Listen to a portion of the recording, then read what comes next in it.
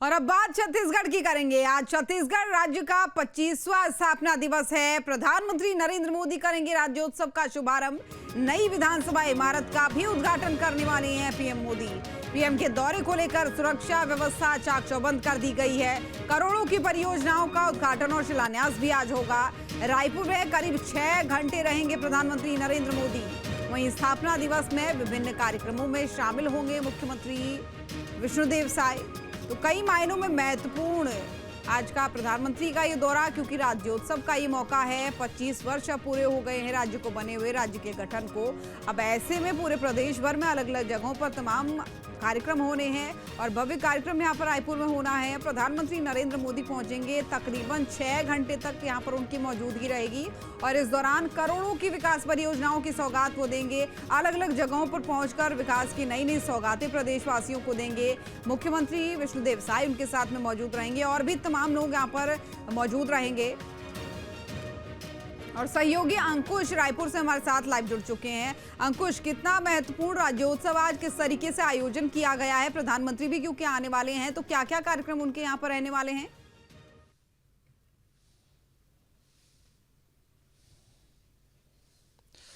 देखिए, बिल्कुल छत्तीसगढ़ आज पूरी तरीके से युवा छत्तीसगढ़ हो गया है और 25 साल छत्तीसगढ़ के स्थापना को हो गए हैं। तो यही कारण है कि रजत जयंती वर्ष प्रदेश मना रहा है।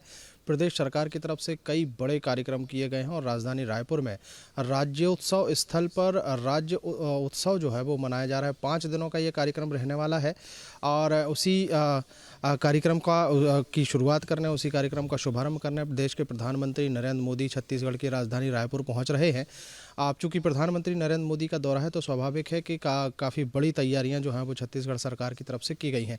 प्रधानमंत्री नरेंद्र मोदी करीब 6 घंटे छत्तीसगढ़ की राजधानी रायपुर में रहेंगे।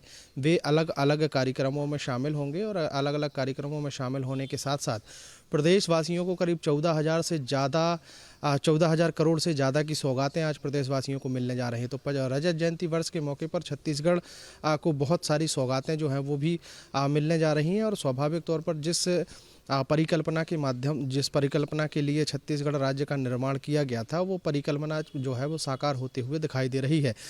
कभी नक्सली राज्य, कभी पिछड़ा हुआ राज्य, गरीब राज्य की पहचान लिए छत्तीसगढ़ अब धीरे धीरे एकदम से देश भर में प्रगति की पथ पर अग्रसर होने वाला राज्य जो है वो अपनी छाप छोड़ते हुए दिखाई दे रहा है। और प्रदेश में जिस तरीके से विकास हुआ है, जिस तरीके से लोगों को विकास से जोड़ा गया है, उसकी झलकें जो है वो कहीं ना कहीं देखने को मिल रही हैं। और यही कारण है कि आज राज्योत्सव के माध्यम से प्रदेश भर के विकास की गाथा जो है वो प्रदेशवासियों को दिखाई जाएगी। प्रधानमंत्री नरेंद्र मोदी करीब 9:45 पर राजधानी रायपुर के स्वामी विवेकानंद एयरपोर्ट पहुंचेंगे और एयरपोर्ट से सीधे वे सबसे पहले सत्य साई हॉस्पिटल पहुंच जाएंगे, जहां पर छत्तीसगढ़ की राजधानी रायपुर में सत्य साई हॉस्पिटल एक ऐसा हॉस्पिटल है जो दिल के आकार का बना है, जिसमें दिल के मरीजों का निःशुल्क इलाज होता है। और अब तक करीब 2500 से ज़्यादा जो दिल के मरीज बच्चे हैं या दिल का इलाज करा चुके जो युवा हैं, उनको राजधानी रायपुर में इकट्ठा किया गया है और प्रधानमंत्री नरेंद्र मोदी उनसे दिल की बात करते हुए नजर आएंगे। इसके अलावा चूंकि आदिवासी बाहुल्य प्रदेश है छत्तीसगढ़, तो आदिवासी बाहुल्य राज्य होने के कारण छत्तीसगढ़ में एक ट्राइबल म्यूजियम जो है वो बनाया गया है। पहला देश का डिजिटल ट्राइबल म्यूजियम है, जिसका उद्घाटन और लोकार्पण प्रधानमंत्री नरेंद्र मोदी करेंगे। इसके अलावा छत्तीसगढ़ को एक संसद की तर्ज पर एक नई विधानसभा की सौगात जो है वो भी आज प्रधानमंत्री नरेंद्र मोदी के हाथों से उसका उद्घाटन होगा, लोकार्पण होगा। एक बहुत बड़ा और विशाल परिसर में तैयार किया गया विधानसभा जो है वो देश में एक ऐसा डिजिटल विधानसभा होगा जो अब तक अन्य राज्यों में नहीं है। उसकी सौगात जो है वो प्रदेशवासियों को मिलने जा रही है। उसके अलावा राज्योत्सव जो माहौल है, जो 25 साल रजत जयंती वर्ष है, उसका एक बड़ा भव्य आयोजन किया गया है। उस आयोजन की शुरुआत जो है वो भी प्रधानमंत्री नरेंद्र मोदी करेंगे। 2 कार्यक्रम ऐसे हैं जहां पर प्रधानमंत्री नरेंद्र मोदी देश को संबोधित करेंगे। तो विधानसभा परिसर में एक जो कार्यक्रम रखा गया है वहां से प्रधानमंत्री नरेंद्र मोदी देश को संबोधित करेंगे और राज्योत्सव स्थल पर जो कार्यक्रम रखा गया है वहां से भी देश को संबोधित प्रधानमंत्री नरेंद्र मोदी करते हुए नजर आएंगे। सुरक्षा के लिहाज से अगर देखें तो प्रदेश में एडीजी दीपांशु काबरा की निगरानी में पूरी सुरक्षा व्यवस्था है और प्रदेश भर के जितने भी संभाग के आईजी हैं, प्रदेश भर के जितने भी जिले के एसपी और एडिशनल एसपी हैं सबकी ड्यूटी सुरक्षा में लगाई गई है। पिछले एक सप्ताह से लगातार जो है सुरक्षा व्यवस्था जो है वो तैनात कर दी गई थी। 2 दिन पहले ही चूँकि प्रधानमंत्री का दौरा है तो 2 दिन पहले ही एसपीजी ने पूरी सुरक्षा की कमान रायपुर में संभाल ली है।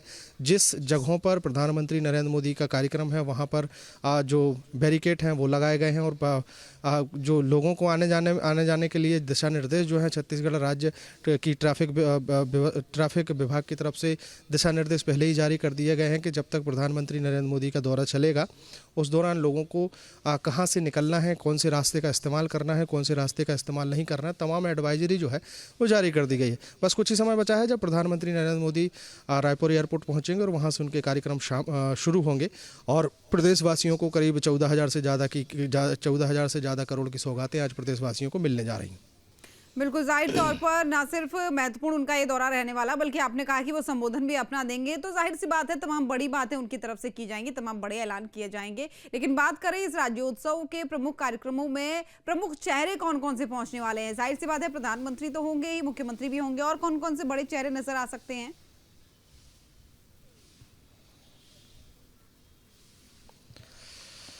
देखिए, छत्तीसगढ़ का राज्य स्थापना दिवस का मौका है तो ऐसे में देश के तमाम बड़े नेताओं की कोशिश होगी कि वो छत्तीसगढ़ के राजधानी रायपुर में जो कार्यक्रम आयोजित है उसमें शामिल हो। देश के प्रधानमंत्री नरेंद्र मोदी जो हैं इसका मुख्य चेहरा रहेंगे और उसके अलावा छत्तीसगढ़ सरकार के मुख्यमंत्री विष्णुदेव साय, दोनों ही डिप्टी सीएम और तमाम मंत्री इस कार्यक्रम में मौजूद रहेंगे। खास बात यह है कि चूँकि छत्तीसगढ़ छत्तीसगढ़ को नई विधानसभा की सौगात मिलने जा रही है तो उसके लिहाज से लोकसभा अध्यक्ष ओम बिरला जो है वो भी रायपुर पहुंच रहे हैं। हालांकि वो प्रधानमंत्री के बाद रायपुर पहुंचेंगे और वहां से वो एयरपोर्ट से सीधे विधानसभा के लिए रवाना होंगे। तो ओम बिरला का कार्यक्रम जो है वो भी तय हुआ है और वो उनके भी आने का कन्फर्मेशन जो है वो मिल चुका है। दूसरा, अब चूँकि 5 दिनों का ये राज्योत्सव है तो 5 दिनों तक अलग अलग कार्यक्रम चलेंगे और अलग अलग कार्यक्रमों में देश की अलग अलग हस्तियां जो है वो शिरकत करती हुई नजर आएंगी। उद्घाटन जिस तरीके से भव्य हो रहा है उस तरीके का समापन करने की तैयारी जो है वो भी छत्तीसगढ़ सरकार की तरफ से की गई। तो उसमें भी कई बड़े चेहरे जो हैं देश के उपराष्ट्रपति जो हैं वो समापन कार्यक्रम में शामिल होते हुए दिखाई देंगे। तो बहुत सारी योजनाओं के माध्यम से ये कार्यक्रम की रूपरेखा तैयार की गई है। कुल मिलाकर अगर देखें तो जो 5 दिनों तक जो कार्यक्रम चलेगा उसमें कई सांस्कृतिक कार्यक्रम जो है वो भी देखने को मिलेंगे और राज्योत्सव स्थल पर एक मेले जैसा माहौल बनाया गया है। बड़ा सा मेला लगा है और उस मेले में देश प्रदेश की जो विकास की जो झलकियां हैं वो देखने को मिलेंगी। लोगों को खरीदारी के लिए अलग मेले लगाए गए हैं। कई तरह की व्यवस्थाएं जो हैं वो दी गई हैं। 5 दिनों तक ये चलने वाला राज्योत्सव जो है वो लोग उसको एंजॉय कर सकें, लोग उसमें शामिल हो सकें, अपनी खुशी जाहिर कर सकें। तमाम व्यवस्थाओं की भी व्यवस्थाएं करने की कोशिश भी छत्तीसगढ़ सरकार की तरफ से की गई है। फिलहाल अब इंतजार किया जा रहा है प्रधानमंत्री नरेंद्र मोदी के पहुँचने का और उनके पहुँचने के बाद जो सौगातें प्रदेश को मिलेंगी उसका भी इंतजार प्रदेश कर रहा है। बिल्कुल, जाहिर तौर पर पूरा प्रदेश इंतजार कर रहा है और इस पूरे उत्सव को बहुत अच्छे तरीके से मनाने के लिए, उत्साह के साथ मनाने के लिए लोगों का एक कौतूहल है जो वो भी बढ़ा हुआ है। लेकिन बात अगर पूरे प्रदेश के विकास की करें, क्योंकि आपने तो पूरे दौर को देखा होगा, पूरे 25 साल में जब राज्य का गठन हुआ उसके बाद किस तरीके से विकास धीरे धीरे आगे बढ़ा। तो पूरे साल अगर 25 साल के विकास की हम बात करें तो 25 साल पहले जब गठन हुआ था राज्य का तब कैसी स्थिति थी और आज के समय में हम देखें तो जब बीजेपी सरकार सत्ता में आई उसके बाद किस तरीके के चेंजेस देखने को मिले, विकास की रफ्तार को, यानी विकास को कैसी रफ्तार मिली?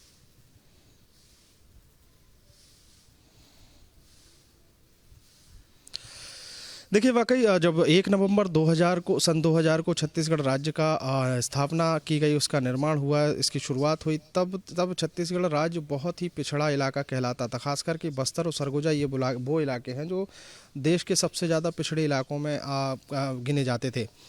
छत्तीसगढ़ राज्य निर्माण जब 1 नवंबर 2000 को हुआ तो उस दौरान अब चूँकि मध्य प्रदेश से कटा हुआ था ये राज्य, तो मध्य प्रदेश में उस समय कांग्रेस पार्टी की सरकार हुआ करती थी और उसी दौरान छत्तीसगढ़ के पहले जो मुख्यमंत्री हैं डॉक्टर अजीत जोगी, उनको इस छत्तीसगढ़ की कमान मिली। हालांकि बहुत कम समय के लिए उन्होंने प्रदेश में राज किया, प्रदेश की व्यवस्थाएं उन्होंने संभाली और 2003 से छत्तीसगढ़ को भारतीय जनता पार्टी की सरकार मिली। डॉक्टर रमन सिंह चूँकि केंद्रीय राज्य मंत्री हुआ करते थे, उनको दिल्ली से भेजा गया और जब उन्होंने प्रदेश की कमान संभाली तो सबसे पहले कोशिश ये थी कि छत्तीसगढ़ के अलग अलग इलाकों तक जो पहुँच मार्ग हैं उनको दुरुस्त किया जाए, क्योंकि सड़क की कनेक्टिविटी अगर अच्छी रहेगी तो लोगों को ऑटोमेटिक विकास जो है वो मिलता हुआ दिखाई देगा। सबसे पहले सड़कों का जाल बिछाया गया, और वाकई जब सड़कों का जाल बिछा तो उसके बाद से विकास की रफ्तार जो है वो एकदम से बढ़ती हुई दिखाई दी। छत्तीसगढ़ के बस्तर संभाग की बात कर लें, सरगुजा संभाग की बात कर लें, इन तमाम इलाकों में आज की परिस्थिति में अगर हम देखें तो छोटे छोटे गाँव जो बहुत पिछड़े इलाके हुआ करते थे वहाँ तक भी पक्के सड़कें पहुँची हुई हैं, और वहाँ पर भी लोगों के आने जाने के लिए सवारी वाहन पहुँच रहा है। तो सड़क मार्ग अगर तैयार होता है तो स्वाभाविक तौर पर लोग या तो विकास वो खुद ले आते हैं, विकास उन तक पहुंच जाता है। दूसरी महत्वपूर्ण बात है कि जब चूंकि अलग राज्य मिल गया था तो अलग राज्य होने के नाते अब छोटा राज्य है, 90 विधानसभा सीटों वाला राज्य है, तो बहुत छोटा राज्य होने के साथ साथ वहाँ पर विकास पहुँचाने के लिए बहुत ज़्यादा जद्दोजहद करने की आवश्यकता नहीं पड़ी। बिजली, पानी, सड़क की जो मूलभूत सुविधाएं हैं वो सबसे पहले दी गई। छत्तीसगढ़ राज्य एकमात्र पहला राज्य था जिसने PDS सिस्टम चालू किया था। राशन वितरण प्रणाली की शुरुआत जो है वो छत्तीसगढ़ में की गई थी, और 1 रुपया किलो चावल जो गरीबों को, आदिवासियों को देने की शुरुआत हुई थी, वो भी एक बड़ा मिसाल जो है पूरे देश भर में बनी, और उसके बाद अन्य राज्यों में भी इसकी शुरुआत की गई। बहुत सारी उपलब्धियां जो हैं वो छत्तीसगढ़ के नाम है। छत्तीसगढ़ में आज ऐसे इलाके हैं जो विश्व पटल पर अपना लोहा मनवा चुके हैं। बस्तर इलाके के ऐसे कुछ गांव हैं जो पर्यटन की दृष्टि से विश्व पटल पर अपना नाम जो है वो रोशन कर चुके हैं। बस्तर संभाग पहले नक्सली प्रभावित इलाके कहलाता था, सरगुजा संभाग नक्सल प्रभावित इलाका कहलाता था। सरगुजा संभाग सबसे पहले नक्सल मुक्त हुआ, उसके बाद अब बस्तर संभाग में नक्सल मुक्ति की जो कगार है वो उस तक पहुंच रहे हैं सुरक्षा बल। देश के गृह मंत्री अमित शाह ने जिस तरीके से जो ऐलान किया है कि मार्च 2026 तक देश भर से नक्सलवाद खत्म हो जाएगा, तो बस्तर संभाग से भी मार्च 2026 तक नक्सलवाद का खात्मा होगा। तो जब बस्तर संभाग पूरी तरीके से नक्सल मुक्त हो जाएगा तो बस्तर की जो वन संपदा है वो पूरे विश्व में ऐसी वन संपदा है जो केवल छत्तीसगढ़ के जंगलों में ही मिलती है। अबूझमाड़ के जंगल जो कहलाते हैं वो बस्तर संभाग में ही है, तो वो वन संपदा के माध्यम से भी अब आदिवासियों का विकास होते हुए दिखाई दे रहा है। राजधानी रायपुर जो है वो बहुत बड़ा इलाका नहीं कहलाता था। पहले शुरुआती दौर में चल रहा था कि जब छत्तीसगढ़ राज्य का गठन हुआ तो शुरुआत में चर्चाएं हुई कि बिलासपुर को राजधानी बनाया जाएगा, लेकिन बिलासपुर में ऐसी बहुत सारी चीज़ें नहीं थी जो राजधानी स्तर पर डेवलप की जा सकें, क्योंकि रायपुर ऐसा इलाका था जो पूरे प्रदेश का केंद्र बिंदु है और यहाँ से चारों तरफ पहुँचने के जो रास्ते हैं वो भी बनाए जा सकते। तो राजधानी बनाने का निर्णय जो है वो रायपुर में हुआ, और रायपुर में विधानसभा बनी, स्पीकर हाउस बना, मुख्यमंत्री निवास बना, मंत्रियों के निवास बने। अब धीरे धीरे महज 25 साल में तमाम चीज़ें बदल गई हैं।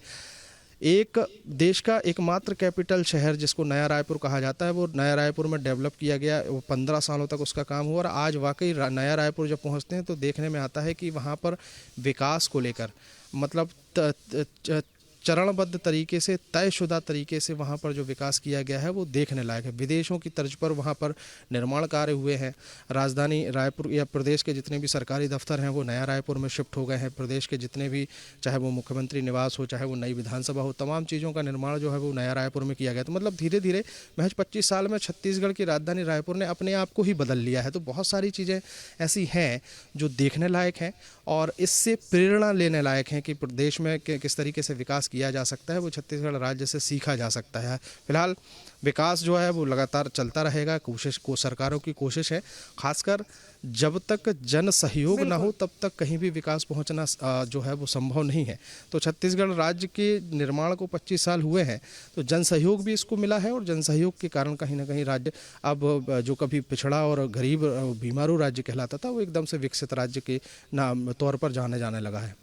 बिल्कुल, जाहिर तौर पर यानी ये कहा जा सकता है कि 25 साल में अगर कोई व्यक्ति युवा होता है उसका जितना विकास होना चाहिए, या फिर अगर कोई राज्य 25 साल के गठन के बाद से देखा जाना चाहिए परिस्थिति उसकी कैसी होनी चाहिए, तो उसके लिए छत्तीसगढ़ एक अच्छा एग्जाम्पल हो सकता है। बने रहिए, आगे भी आपसे तमाम खबरों पर जानकारी लेंगे। तो छत्तीसगढ़ के मुख्यमंत्री विष्णुदेव साय ने एक्स पर पोस्ट करके प्रधानमंत्री नरेंद्र मोदी का छत्तीसगढ़ में स्वागत किया है, और सीएम ने इसमें लिखा है कि मां कौशल्या के मायके, भगवान श्री राम के ननिहाल और छत्तीसगढ़ की पावन भूमि पर विकसित भारत के स्वप्न दृष्टा देश के यशस्वी प्रधानमंत्री श्री नरेंद्र मोदी जी का हार्दिक स्वागत है।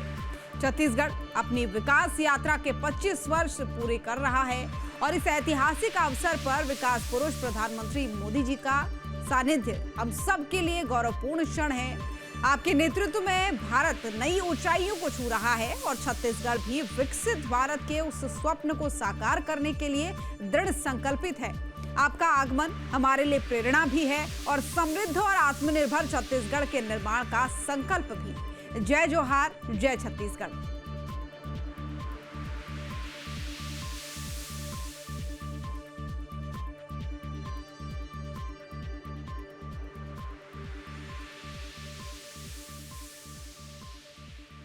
और वहीं प्रधानमंत्री नरेंद्र मोदी ने भी छत्तीसगढ़ वासियों को शुभकामनाएं दी हैं। प्रधानमंत्री नरेंद्र मोदी ने एक्स पर लिखा है कि छत्तीसगढ़ के अपने सभी भाई बहनों को राज्य के स्थापना दिवस की 25वीं वर्षगांठ की अनेकानेक शुभकामनाएं। प्रकृति और संस्कृति को समर्पित ये प्रदेश आज प्रगति के नित नए मानदंड गढ़ने में जुटा हुआ है। कभी नक्सलवाद से प्रभावित रहे यहाँ के कई इलाके आज विकास की प्रतिस्पर्धा कर रहे हैं। मुझे भरोसा है कि यहाँ के मेहनती और हुनरमंद लोगों की लगन और उद्यम से हमारा ये राज्य विकसित भारत के विजन को साकार करने में अहम भूमिका निभाएगा।